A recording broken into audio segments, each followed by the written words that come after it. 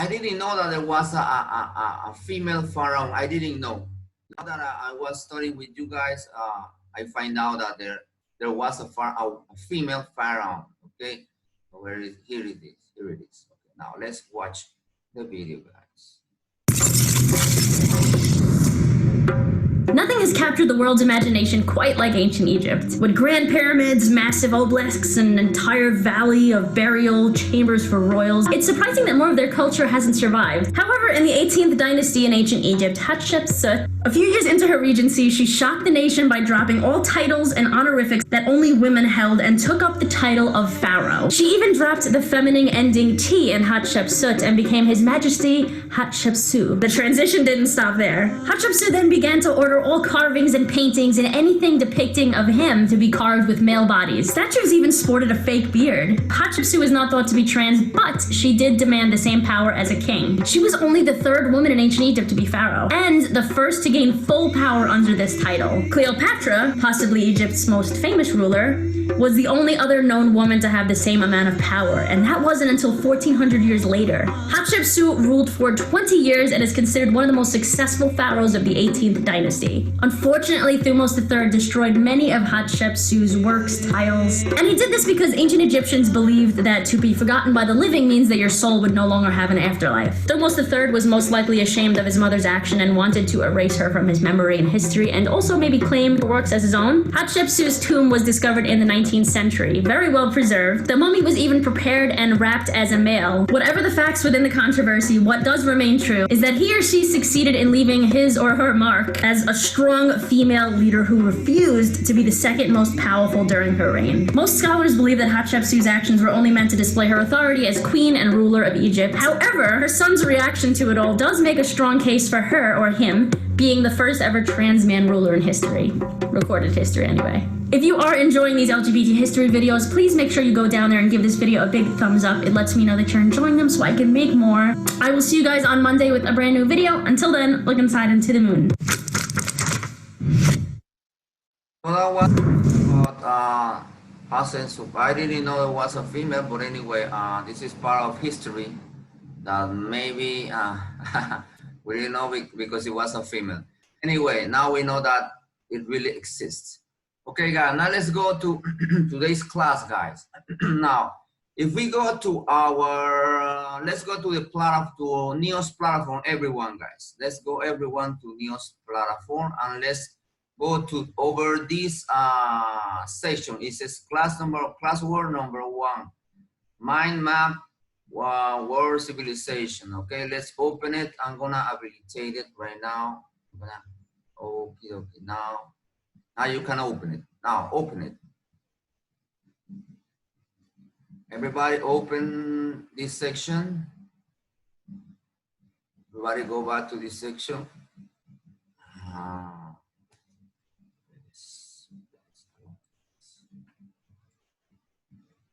Okay, we have studied 3 topics so far, guys. We have studied the geography of Egypt, geography and early Egypt.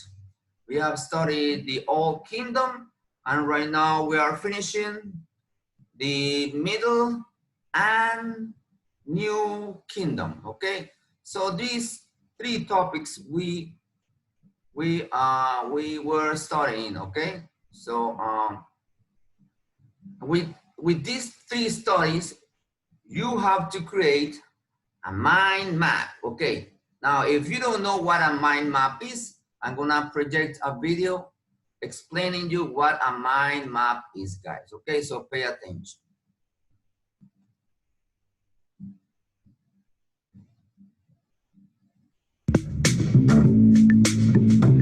Hello and welcome to Teachings in Education, Mind Mapping. Give students the opportunity to visually create and connect large and small ideas. Let's first answer the question of why we should use mind maps. When it comes to mind mapping, information is very well organized and memorable. Information is classified using single words and circles rather than reading large paragraphs of information. When students create their own mind maps, those mind maps are unique to the individual student. Students create the maps just like they would create a work of art.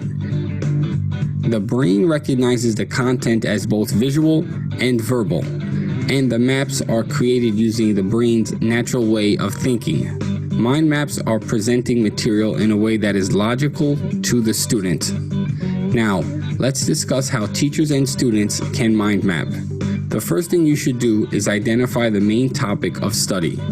Maybe the student is in a chemistry classroom, but the main topic of study for the day is the periodic table. The next thing you do is center and circle the map with your main topic of study. So just like this, write the words periodic table and place a circle around it. Then branch off other important ideas from the main idea. So here is the main topic, and you can then draw lines to other important ideas. For example, organization is one. Another subtopic of the periodic table is electron affinity. You can also add atomic radius and metallic properties. Lastly, you want to support the important ideas with the most important information.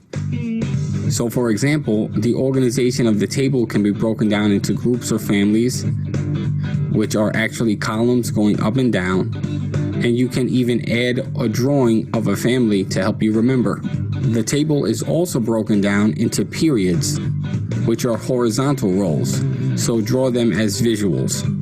Spice up your map by adding even more drawings whenever possible. Now, if you want your students to mind map, you must first model the way for them on how to mind map. Take a few minutes during class time and do a lesson on the whiteboard for your students on how to mind map. Every once in a while, do a mind map of a particular topic during your instruction. Before we finish up, here are just a few tips for you and your students. Mind maps are a form of note-taking. However, they can quickly run out of space, so have students plan accordingly. Also, let your students be creative when mind mapping. It should be fun. Also, whenever questions pop into their heads, allow them to write them down as well. All ideas are welcomed and accepted. Right now, I just want to say thank you for your time and subscribe to this channel. Okay, guys, let's watch another one. Okay, let's watch another one that I select for you guys now. Is a tool that will help you generate ideas quickly about any challenge that you're facing or any problem that you need to solve. You all have done some brainstorming before. You know, you sit around a table in a group, you throw ideas on the table, you generate awareness about an issue or about a problem. There's no criticism. Well, mind mapping is essentially the same thing, except you can do it by yourself. Let's take this challenge. Challenge of how to get a job. Well, here's how it works. You draw a circle on a piece of paper, and in the circle, you write your challenge or your problem. Get a job. Now, what you do is you time yourself for about 2 minutes, maybe 3 minutes, and in that 3 minutes, you generate as many ideas as you can about your particular situation and how to get a job. Let's time me for this exercise. Go. Okay, let's see. Get a job. Well, first, location. Location brings the idea of mind of family. Cost of living. Notice I'm drawing raise off of the circle. Let's see. Get a job. How about money? How much money do I want to make? So I'm drawing a symbol now for money, not writing it out because I want to speed the time up. Money, salary negotiation. I need to know about how to do that. Okay. What field? What field do I want to concentrate in? Let me write that down. What else? Network. I've got a network. Who should I network with? Evan just got out a couple of months ago. I have his number. I'm going to give him a call. Education. What kind of education do I need? I mean, is it going to be a trade that I'm going to get? Is there a certification that I need to get? Let's see. Speaking of money, what about the GI Bill? I need to make sure I have that information as well so I know what assets I'm dealing with. Everybody's talking about their resume. I got to write that down. Research. I've got to do research. The internet's full of information. I got to figure out how to tap into that information. That reminds me, job boards. Everybody's talking about job boards. And the interview. I got to write down the interview. Okay. What else can I say about getting a job? How about looking for help on post? Help on post. Where would I go? Education center. And I'm out of time. But that's not where you stop. Now that you've got everything on paper, what you can do is you can take these ideas and organize them. Looks like there's a lot of stuff here about looking for information. I'm going to call that research. That's my first category. I'm going to write down networking, who, Evan, got to write Evan's name down. I didn't think of networking events, but now that I think about it, I'm going to write that down, networking events. Job boards, that's part of the research. Let me write that down. What's another category that surfaces with two or more items on the mind map? Location. Let me write down location. What goes into that? Oh, cost of living, family needs. I need to consult with the family. What about extended family? Let me write that down too. Another category is education. Let me write down education. GI Bill goes under that. Certification or trade goes under that. Let's see what's left. How about money? Money, yeah, that's important. Under that goes disability, salary, and salary negotiation. Okay, well now you can see that in a couple of minutes, I was able to generate some ideas. Then I was able to go back and look at what I had written down and organize it into categories. Let me give you one more step, and this is a bonus. You can prioritize these things. Now for me, I think as I prioritize these things, I think the first thing I would think about is what I needed to support the family. So I think salary would be number one. I think second would be location. My kids have gotten used to where they've grown up, and that's kind of what I would consider next. Third would be research, because I need to do a lot of research to figure out. And fourth would be what education I would need. What's happened here in a few minutes? I've generated some ideas about an issue that's very important to me, and I've done it by myself. I've taken those ideas and I've organized them into categories, and I've prioritized those categories to a degree to prioritize the work and the way in which I attack them. It's a great tool. It saved me about half the time in preparation. When I write something, when I prepare a briefing, or when I prepare a presentation like this. Now it's your turn. I've done my mind map. I want to see you do yours. Hey guys, now let's read the information that you need to complete this. This is my map. This is the mind map for you guys, okay? Remember, you have to make a mind map of all these three topics that we have studied already: geography of early Egypt, the Old Kingdom, and the one that we are finishing, and tomorrow we're gonna finish this, the middle of a new kingdom, okay? Now, this you have to make, this is the mind map. Now, let me see if this is the information. Remember, when you finish your mind map, you have to download it. Now, this is the rubric that I'm going to use in order to evaluate your mind map, guys. Now, this is what I'm going to evaluate. Presentation, representation, use of images. If you are gonna use images, color, you have to use a lot of color pencil, and the information. The mind map demonstrates a great understanding of graphic by including at the most important elements of the topic. And of course, you have to deliver it before the time. Now remember, you have to deliver, tienes que entregar esto a más tardar el domingo, on Sunday, okay? So you have Monday, Tuesday, Wednesday, Thursday, Friday, Saturday, and Sunday to organize all these this mind map. Okay, guys. Now, another thing. Remember that I create another section here that talks about how to write a mind map. Over here, guys. Over here. Where is it? Here it is. Here it is. Mind map.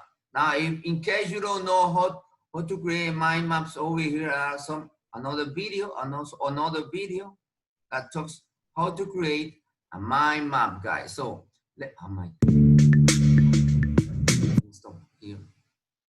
Okay, let's do something in case you still have some troubles. Now, remember, you have to write. Let me write over here, mind maps. Okay. Now let's see what I can find here in Google. Let me see images. Here is an example of images. Now, this could be a kind of a mind map. Let me try to open it here. This is an example of mind map. Over here, there are some other examples. Mind map. Let me see if I can open this one. Now, the thing is, remember, in the middle, you need to write. In the middle of the mind map, you need to write the name of your mind map over here. For instance, over here should be, we could create a new title for this mind map. For instance, over here in this mind map, we are talking about the Egyptian, right? Estamos hablando de los egipcios. So we could write over here a summary of the Egyptian civilization. Resumen de la civilización egipcia, podríamos hacerlo aquí, ¿ya? Entonces, como son 3 capítulos, podríamos sacar aquí primero esta primera ramita. Una ramita aquí, sacamos ese es el primer tema. Which is the first topic is geography. Let me see, let me go back. It was geography of Egypt, right? Geography of Egypt over here. And then over here, you need to select the main ideas that you could find in that section, okay? In that first section that we studied, over here you need to create your mind map and different branches, diferentes ramas, con información, con figuritas, todo esto, okay? Now the second topic is the all kingdom, right? Over here, we could write here, all kingdom. Now from here, you're going to write all the information that you have in your book or in your notebook about the Old Kingdom, okay, over here. Remember, in the Old Kingdom, the geography was divided into regions. Over here was the 2 regions. Over here it was the 2. Over here we spoke about the Nile. We spoke about the Delta and the whole geography. Now over here in the Old Kingdom, remember we talk about the 2. For instance, we can divide it in 2 sections, the upper Egypt and the lower Egypt. And then you start talking about different things, that information that you have in that area. And the last section, remember, was the middle and the New Kingdom. So this branch, esta rama podría ser the New Kingdom, no, the middle and the New Kingdom, okay? So dividieron en ramas, serían 3 ramas. Esta sería la primera, esta sería la segunda y esta podría ser la tercera. Y de aquí van a sacar toda la información que ustedes tienen ahí. Por supuesto, tienen que decorarla así como se ve en esta figurita y acá como se ve también en esta presentación. Ok, chicos, entonces tengamos presente que aquí hay diferente información que yo le he dado a ustedes para que realicen esta actividad, chicos, ok. Entonces, si usted tiene algún tema, alguna dificultad, problema, me pueden consultar, me escriben aquí, me abren aquí, entonces me escriben aquí en Messages. ¿Entendido, chicos? ¿Entendido? ¿Alguna pregunta? Questions, guys? Acuérdense que tienen hasta el domingo para entregar el mind map. Acuérdense, lo pueden hacer en una hoja o lo pueden hacer en internet, como guste. Lo pueden hacer en una hoja. No tengo ni una hoja blanca. Bueno, la pueden hacer así, una hoja grande aquí. Ponen en el centro el tópico, como Y le en PowerPoint, diferentes ramas. Ok, con color pencil, con mark, teacher, pictures, everything. Yes. teacher, se podría en PowerPoint. ¿Cómo? PowerPoint. Puede ser en PowerPoint, pero no, va a ser un solo PowerPoint. No es que me vas a sacar varios PowerPoints, no. Teacher, ¿y la hoja de presentación? El mind map tiene que ser así como lo dije, chicos. Acuérdense que yo le dije lo que es un mind map. Un mind map es algo así como lo que se aparece aquí. Esto es un mind map. No es que no me vas a hacer una presentación, ¿cómo se llama? Brian. Yo no quiero una presentación, yo quiero un mind map, como aparece aquí. Esto es un mind map, es una sola lámina. O puede ser un solo PowerPoint con toda la información configurada y todo esto. ¿Entendiste, Brian? No quiero una presentación de PowerPoint, no. Tiene que ser un mind map, es una sola lámina donde está todo resumido, todos los temas. ¿Entendido? ¿Preguntas? ¿Questions? ¿Preguntas? Bueno, no importa, de todas maneras, nos vemos mañana, ¿no? ¿Mañana? Sí, sé. Sí, mañana yo los veo a ustedes. Si tienen alguna pregunta, entonces mañana me preguntan, ¿entendido? Pero ya comiencen a trabajar, ¿entendido, Pina? Ya, listo, perfecto. Bueno, que tengan un bonito día, feliz día del niño. Nos vemos, chicos, pórtense bien. Chao.